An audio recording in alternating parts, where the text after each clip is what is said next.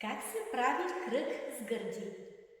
За да ни се получи това движение, съчетаваме четирите посоки от предишното видео, а именно изнасяме корпуса в едната посока и в другата и повдигаме нагоре и надолу.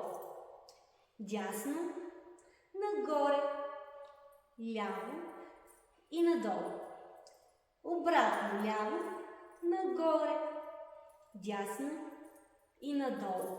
Разбира се, включваме и дишането и поставяме ръцете в основна позиция.